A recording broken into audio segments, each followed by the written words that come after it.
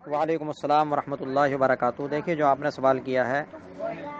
کہ آج کل social media, WhatsApp, Facebook کے ذریعے سے لڑکے لڑکی ایک دوسرے سے بات کرتے ہیں اور ایک دوسرے سے علمی بات کرتے ہیں اور ایک دوسرے کو بہن بنا لیتے ہیں، تو کیا یہ درست ہے یا نہیں؟ تو دیکھیے، میں آپ کو بتاؤں کہ سوشل میڈیا پر چیٹ کرنا یا وائس ریکارڈنگ کر کے بات کرنا ایک دوسرے کا، یہ دونوں صورتیں جائز نہیں ہیں۔ وائس ریکارڈنگ تو اس لیے کیونکہ عورت کی آواز بھی عورت ہی ہوتی ہے، ٹھیک ہے نا، اس سے پردہ ضروری ہے اس کا۔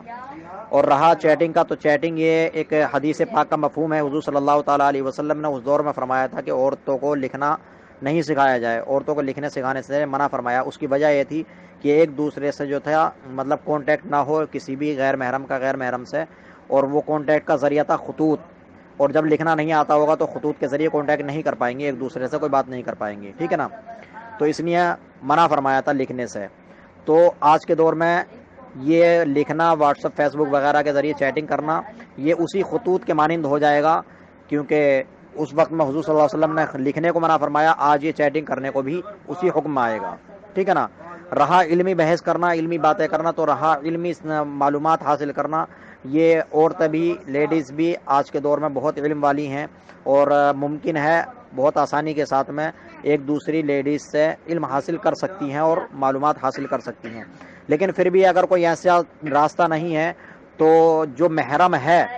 آپ کے کانٹیکٹ میں، مثال کے طور پر آپ کا کوئی محرم ہو جو کہ عالم ہو، یا اگر آپ کا کوئی محرم عالم نہ ہو تو آپ کی کوئی لیڈیز جو جانکاری میں ہو، اس کے کانٹیکٹ میں کوئی محرم ہو، تو آپ اس کے ذریعے معلومات حاصل کرا سکتی ہیں۔ لیکن اگر پھر بھی کوئی راستہ نہیں بنتا ہے، کوئی بھی راستہ نہیں ہے، تو پھر ایک صورت بنتی ہے کہ ہاں تھوڑا علم حاصل کرنے کے لیے رابطہ کر سکتے ہیں، لیکن وہ بھی صرف علم کی حد تک ہے۔ حضرت جنید بغدادی رضی اللہ تعالی عنہ کا تو تقوی یہ کہتا ہے کہ حضرت جنید بغدادی کا ایک قول ہے، اسی کے متعلق ایک سوال کیا گیا آپ سے کہ حضرت یہ بتائیے کہ ایک عورت ایک مرد سے علم دین حاصل کر سکتی ہے، یعنی کہ پڑھ سکتی ہے؟ تو حضرت جنید بغدادی رضی اللہ تعالی عنہ نے فرمایا کہ پڑھنے والے حسن بصری ہوں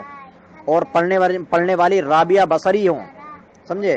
پڑھانے والے حسن بصری ہوں اور پڑھنے والی رابعہ بصریہ ہوں، اور جو کچھ پڑھا جائے وہ کلام مقدس ہو، اور جس جگہ پڑھا جائے وہ کعبہ ہو، تب بھی میں یہ کہتا ہوں کہ اجازت نہیں ہے کہ وہ پڑھیں مرد سے، کسی غیر محرم سے۔ اب تو سوچو کہ ایک کتنے متقی پرہیزگار اللہ کے ولی حضرت حسن بصری اور ایک اللہ کی ولیہ حضرت کیا بولتے ہیں